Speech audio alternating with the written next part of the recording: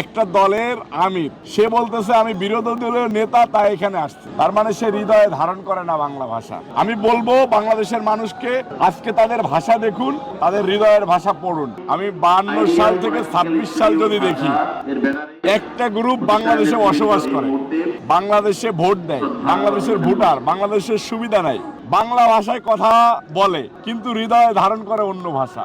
আমি আজকে সকালবেলা ঘুম থেকে উঠে অত্যন্ত ব্যথিত হয়েছি একটা কারণে, যে একটা দলের আমির সে বলতেছে আমি বিরোধী দলের নেতা, তাই এখানে আসছে। তার মানে সে হৃদয়ে ধারণ করে না বাংলা ভাষা, হৃদয়ে ধারণ করে না বাংলাদেশকে।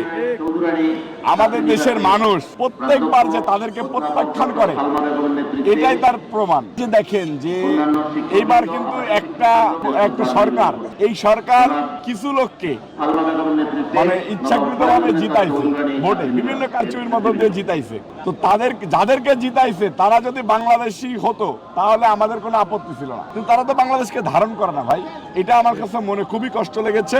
আমি বলবো বাংলাদেশের মানুষকে আজকে তাদের ভাষা দেখুন, তাদের হৃদয়ের ভাষা পড়ুন এবং তাদেরকে হৃদয়ের ভিতর থেকে ঘৃণা করুন। একটা সরকার চেয়েছিল, আপনারা দেখেছেন যে নির্বাচনের আগে একটা দল, একটা জোট বলে দিয়েছিল যে আমরা ক্ষমতায় আসতেছি, এবং অন্তর্বর্তীকালীন সরকারের প্রধান বলে দিয়েছিল অমুক অমুক অমুকে সংসদে আসা উচিত। আমরা দেখেছি তাদের ভিতরে 5-6 জন সংসদে চলে এসেছে। আরো কিছু লোককে দিতে চেয়েছিল, জনগণের টোপের মুখে পারে নাই। জনগণ যখন ভোট কেন্দ্র পাহারা দিয়েছে, ভোট দিয়েছে এবং ভোট গুনে বুঝে নিয়েছে, সেইখানে অনেক জায়গায় পারে নাই, কিন্তু কিছু কিছু জায়গায় পেরেছে।